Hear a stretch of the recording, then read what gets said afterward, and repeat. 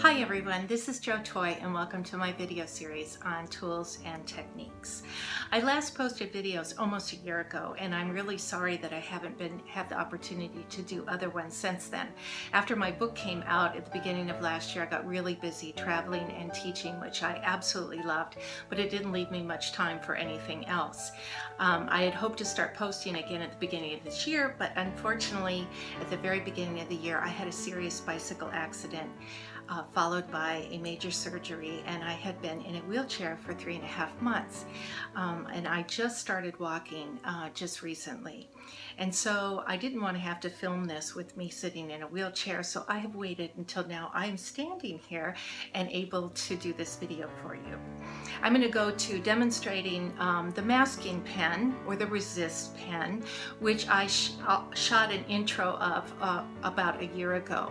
And I've had many emails from people saying, "Jo, I'm having a little bit of problem with the masking pen. It sure doesn't look like what yours looks like in your paintings or in my book." So I wanted to do this, the very first one, when I got back to making the videos. The masking pen is not hard to use, but it does take some practice. And oftentimes when I teach workshops, people come up and I'll demo it and they'll go back, and then I'll hear this rumbling and grumbling at the back of the room or throughout the studio, and the people will be saying, "She made it look so easy." I make it look easy because I've been using it for years and years.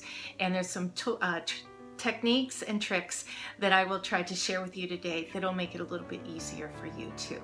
So in just a minute, I'm going to go ahead and get set up, and then I'll show you how to use the masking or the resist pen. But be sure to watch my first video on the resist pen so that you understand what you're purchasing, what kind of purchase, what kind of masking pen to purchase, and how to get ready to use it. Okay, thanks. Before I start demonstrating, I just want to remind you of a couple things, or tell you a couple things. I always store my masking pens upside down. I store my applicator bottles filled with paint the same way. My feeling is that if there's going to be air in this bottle, I want the air up here and not down towards the dispensing tip.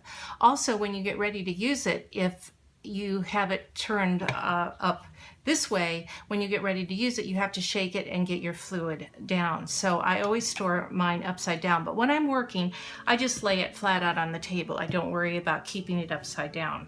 Here, I wanted to just show you, when you go to purchase a masking pen, it should be about this color. It might be lighter than this with some blue, which I showed you just a little bit ago, but it wants to be light. This is getting old, and this is getting really old.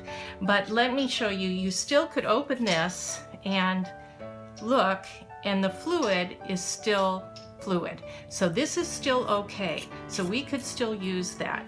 This one is very, very old, and when I open this one up, you can see that there's this big glop of stuff. Now there's fluid coming up, but what you need to do is get in there and get anything that has solidified out of the container before you start working with it. Because when you put that tip on it, even little pieces of dried masking, they'll get stuck in the applicator system, and then nothing will work very well.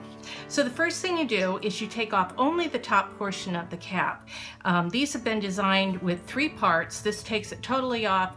This protects the needle part in there, and then the top part just allows you to have the needle showing for dispensing.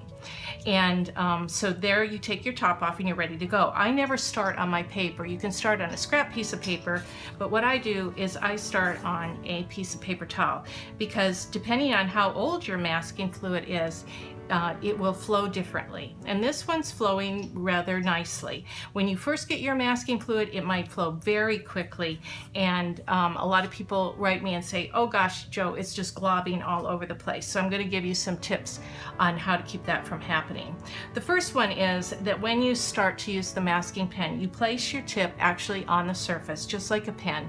You always want to go from left to right, just like you were writing. Although you can do circular motions, you can do whatever you want, but you don't want your hand to rub over what the mask you've already put down. So I try to start in the left corner and come down and to avoid my hand going through the wet mask. But you put your tip on the paper and then you squeeze to get it started, and you basically stop squeezing, especially when it's brand new, because it will just flow out. You want to pretty much plan on the capillary action happening. And I'm going to have a cat walking into our picture in a moment, so don't be alarmed.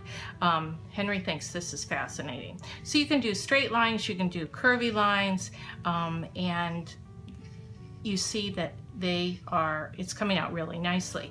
The faster you go, you'll get these dotted lines. Also, things will change by how you hold your the masking pen. If you hold it at a high angle, it gives you a different line than if you hold it at a low angle. So you just really have to play with that, and it's really a practice. And as you get used to it, it will get easier and easier. But when you first get your pen, it will come out quite a bit faster than it will as it as it ages a little bit. And the key to that is not squeezing it, just getting it flowing and then get moving. Of course, if you're squeezing and you're not moving, you're going to get these big glumps, and that's what people write and say, Joe, you know, I've got this all glumpy mess. The key is to keep moving and to really not squeeze unless you need to. So that's how you use that. Now when you go to put your tip back on, be sure to just run your fingers and pull off any masking that is on that rod, because it's already dried. The masking fluid has already dried on it.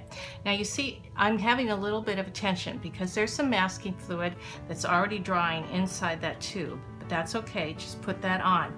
If you go to take this off and it doesn't want to come off because the masking fluid has dried, people will just try to force it off, but what happens, you can break the whole thing. So what I tell people is to just gently rock back and forth until it lets go, and then it'll come out. And the same with putting it back in. If it doesn't want to go, don't force it in, because this rod will bend eventually if you put too much force on it. I always try to put the tube part of this on my finger to guide the rod into it, because it's very hard to sit there and hold it up in the air. Now this I'm getting a little resistant, so I just go back and forth a little bit until it gives way, and then I screw it on. So